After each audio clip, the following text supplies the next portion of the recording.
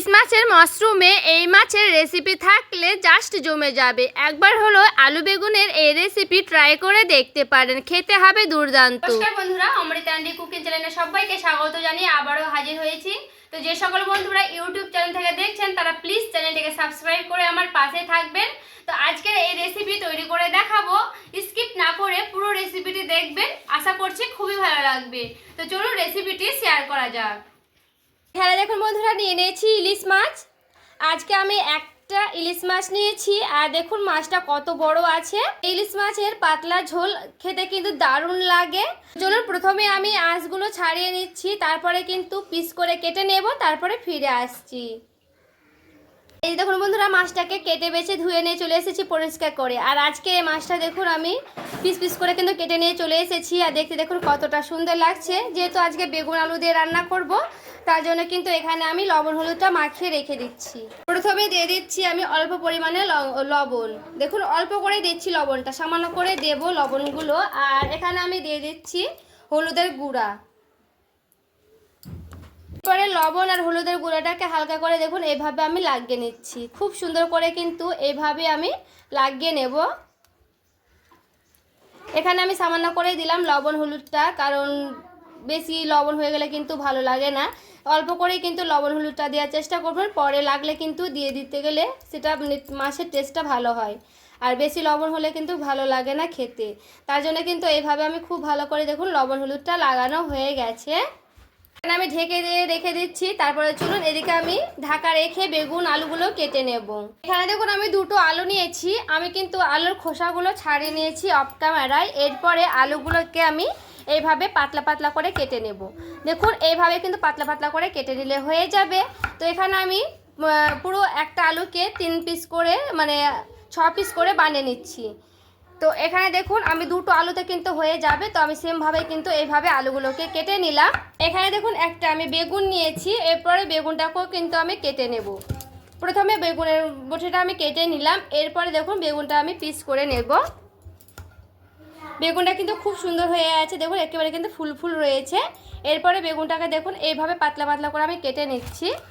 তো বেগুনটা আমি কিন্তু অর্ধেকটাই দেব, গোটাটা দেব না। আর এই যে অর্ধেকটা করে এইভাবে আমি কেটে নিচ্ছি। এইভাবে অর্ধেক করে কেটে নিলে মানে তরকারিটা দেবো তখন কিন্তু একটু সুবিধা হবে, তার জন্য। তো এইভাবে 2 পিস করে আমি কেটে নিলাম। আর অর্ধেকটা কিন্তু বেগুনটা আমি দিয়ে দিলাম, গোটা বেগুন দেবো না, এটাকে আমি সাইডে সরিয়ে রেখে দিচ্ছি। প্রথমে আমি আলুটাকে খুব সুন্দর করে ধুয়ে নিচ্ছি, তারপরে কিন্তু বেগুনটাও ধুয়ে নেব। এখন এখানে একটা কড়াই বসে নিয়েছি, কড়াই দিয়ে দিচ্ছি সরিষার তেল। আর খুব ভালো করে কিন্তু গরম করে নিতে হবে। তো কড়াইয়ের গায়ে এভাবে আমি খুব ভালো করে দেখুন ছড়িয়ে নিচ্ছি। দেখুন তেলটা যখন আমার গরম হয়ে গেছে খুব ভালো মতো করে, দেখে বুঝতে পারছি ধোয়া ওঠা গরম করে নিতে হবে তেলগুলোকে। এরপরে মাছগুলোকে আমি দিয়ে দিচ্ছি।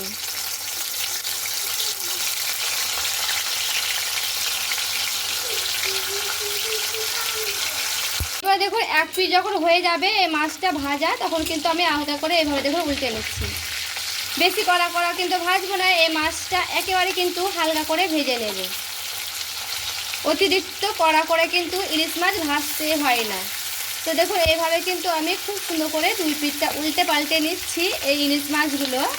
এবারে দেখুন 2 পিঠটা হালকা করে, একেবারে হালকা করে ভাজা হয়ে গেলে কিন্তু আমি উঠিয়ে নিচ্ছি। এখানে আমি খুব মানে কড়া কড়া করে ভাজছি না, আর অতিরিক্ত কিন্তু মানে ভাজলে হবে না। এই মাছগুলো একেবারে সামান্য করে 2 পিঠটা হালকা ভাজা হলেই কিন্তু হয়ে যাবে। তো দেখুন আমি কিন্তু আলতো হাতে এইভাবে ভেজে নিয়েছি। এরপরে আমি উঠিয়ে নিচ্ছি এই মাছগুলোকে। এরপরে বাকি যে মাছগুলো আছে সেগুলো আমি ভেজে নিচ্ছি। দেখুন 2 ব্যাচে আমি খুব সুন্দর করে কিন্তু মাছগুলো ভেজে নিলাম। আর দেখুন খুব ভালো করে কিন্তু মাছগুলোকে আমি ভাজানো হয়ে গেছে। দেখুন ওই তেলে আমি দিয়ে দিচ্ছি গোটা কাটানো আলুগুলোকে কিন্তু আমি দিয়ে দিলাম। আলুটা দিয়ে খুব ভালো করে এরপরে আমি নাড়াচাড়া করে নিচ্ছি। আলুটাকে কিন্তু খুব ভালো করে লাল লাল করে ভেজে নিতে হবে। তো আমি একটু এইভাবে চারিদিকে ছড়িয়ে দিলাম যেন 2 পিঠটা খুব সুন্দর করে ভাজা হয়। আমি একটা বাটি নিয়েছি, তো আজকে ইলিশ মাছটা রান্না করব একেবারে কিন্তু কম মশলায়। তো এখানে দেখুন আমি 1 থেকে 1.5 চামচের মতো নিয়ে নিচ্ছি গোটা জিরা। আর এখানে নেব 2টোর মতো শুকনো লঙ্কা। এখানে কাঁচা লঙ্কাও কিন্তু দিতে পারবেন শুকনো লঙ্কার পরিবর্তে। তো এইগুলোকে আমি খুব ভালো করে শিলপাটায় বেটে নিচ্ছি, একেবারে কিন্তু মিহি করে শিলপাটায় বেটে নিচ্ছি, তারপরে ফিরে আসছি। আর এই যে দেখুন বন্ধুরা, শিলপাটায় খুব সুন্দর করে একেবারে মিহি পেস্ট করে নিয়ে চলে এসেছি। শিলপাটায় বাটলে কিন্তু দারুণ হয় মশলা, যে কোনো মশলা কিন্তু শিলপাটাতে দারুণ হয়। তো দেখুন, আর রেসিপিটা কিন্তু খেতে খুব ভালো লাগে। এখানে দেখুন আমার আলুটা কিন্তু খুব সুন্দর লাল লাল করে ভাজানো হয়ে গেছে। এরপরে আমি উঠিয়ে নিচ্ছি। আলুটা কিন্তু খুব সুন্দর করে ভেজে নিতে হবে। বেগুনটাও কিন্তু আমি খুব ভালো করে দেখুন ভেজে নিচ্ছি।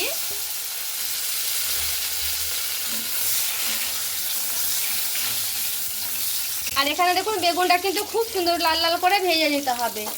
বেগুনটা কিন্তু বেশিক্ষণ ভেজে রাখলে শক্ত হয়ে যায়, তার জন্য আমি একটু বেশি ভালো করে কিন্তু বেগুনটা ভেজে নিলাম। এখন যেহেতু কিন্তু তেল রয়েছে, তো আমি আবার সামান্য করে দিয়ে দিচ্ছি সরিষার তেল। দেখুন দিয়ে দিচ্ছি কালো জিরা। কালো জিরাটা দিয়ে আমি একটু ভালো করে নাড়াচাড়া করে নিচ্ছি। যে মশলাটা আমি করে রেখেছিলাম সেই মশলাটা কিন্তু এখানে দিয়ে দিতে হবে। দেখুন বাটিটা বুলিয়ে একটু দিয়ে দিলাম জল। এরপরে খুব ভালো করে দেখুন এইভাবে কিন্তু আমি মশলাটার সঙ্গে একটু নাড়াচাড়া করে নিচ্ছি। এখানে আমি সামান্য করে দিয়ে দিচ্ছি লবণ। এরপরে দিয়ে দিচ্ছি হলুদের গুঁড়া পরিমাণ মতো, যেমন লাগবে তেমন কিন্তু দিয়ে দিলাম। এরপরে খুব ভালো করে দেখুন আমি এভাবে মিশিয়ে নিচ্ছি মশলাটাকে। গ্যাসের আঁচটা এখানে আমি কমিয়ে দিয়েছি, যেহেতু মশলা দিয়েছি তার জন্য কিন্তু তেলগুলো ছিটে ছিটে যায়, তার জন্য কিন্তু মানে গ্যাসের আঁচটাকে কমিয়ে দিয়েছি। গ্যাসের আঁচটা বাড়িয়ে দিয়ে একটু ভালো করে কষিয়ে নেব। যেহেতু এখানে আমার মানে জিরে দেওয়া আছে, তো জিরের একটা কাঁচা গন্ধ করে, তার জন্য একটু ভালো করে কিন্তু কষিয়ে নিতে হবে। তো মশলাটা আমি একটু ভালো করে কষিয়ে নিচ্ছি। সামান্য করে দিয়ে দিচ্ছি কাশ্মীরি লঙ্কার গুঁড়া। কালারের জন্য দিলাম, সম্পূর্ণ অপশনাল, দিতেও পারেন চাইলে না দিতেও পারেন। এরপরে ভেজে রাখা আলু আর বেগুনটা আমি এখানে দিয়ে দেব।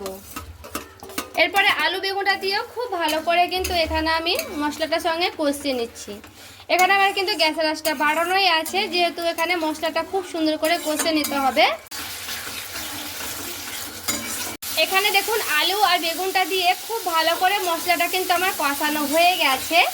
এখানে দেখবেন যখন মানে কাঁচা গন্ধটা চলে যাবে আলু আর বেগুন দিয়ে খুব ভালো করে কষিয়ে নিয়ে, এখানে কাঁচা জিরের কিন্তু কাঁচা গন্ধটা চলে গেলে দিয়ে দিতে হবে পরিমাণ মতো জল।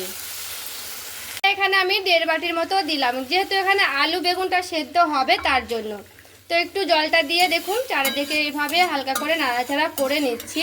এরপরে খুব ভালো করে কিন্তু ফুটিয়ে নিতে হবে এই ঝোলটাকে। এরপরে আলু আর বেগুনটাকে খুব সুন্দর করে কিন্তু নাড়াচাড়া করে নিলাম। তো এখানে আলু বেগুনটা সেদ্ধ হয়ে যাচ্ছে, তারপর আবারও ফিরে আসছি। আর এখানে দেখুন খুব ভালো করে কিন্তু ফুটিয়ে নিয়েছি সে আলু আর বেগুনটাকে দিয়ে। আর এখানে দেখুন আমার আলুটা কিন্তু খুব সুন্দর সেদ্ধ হয়ে গেছে। যে দেখুন আমি একটা ভেঙেও দেখালাম, বেগুনটা আমি একটা ভেঙে দেখাচ্ছি কতটা সুন্দর পারফেক্টলি সেদ্ধ হয়ে গেছে। তো এখানে আলু বেগুনটা পুরোপুরিভাবে যখন সেদ্ধ হয়ে যাবে তখন কিন্তু দিয়ে দিতে হবে সেই মাছগুলোকে। এখানে দেখতে হবে যে যতটা আমি গ্রেভি রাখবো, মানে যতটা আমি ঝোল রাখবো ততটাই কিন্তু মানে তখনই কিন্তু দিতে হবে সেই মাছগুলোকে। এখানে চাইলে একেবারে কিন্তু ঝোলটা কমিয়ে নিতেও পারবেন, আর চাইলে একটু বেশিও রাখতে পারবেন। তো এখানে আমি কিন্তু এই পরিমাণ মতো রাখবো ঝোল, বেশি আর শুকনো করব না। তো এরপরে কিন্তু দিয়ে দিতে হবে সেই ভেজে রাখা মাছগুলো। তো এখানে দেখুন আমি একে একে দিয়ে দিচ্ছি সেই ভেজে রাখা মাছগুলো দিয়ে কিন্তু বেশিক্ষণ আমি আর ফোটাবো না।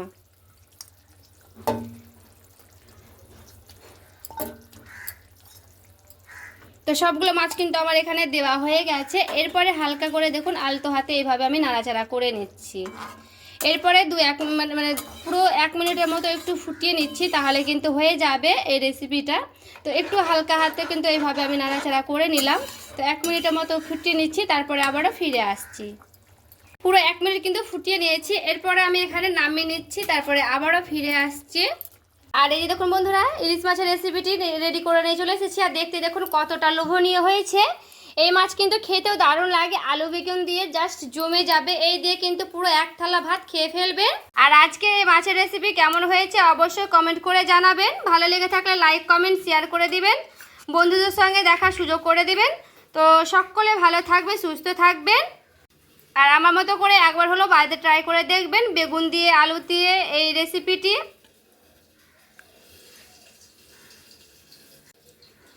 দেখা হচ্ছে আরো একটি রেসিপির সঙ্গে। সকলে ভালো থাকবেন, সুস্থ থাকবেন।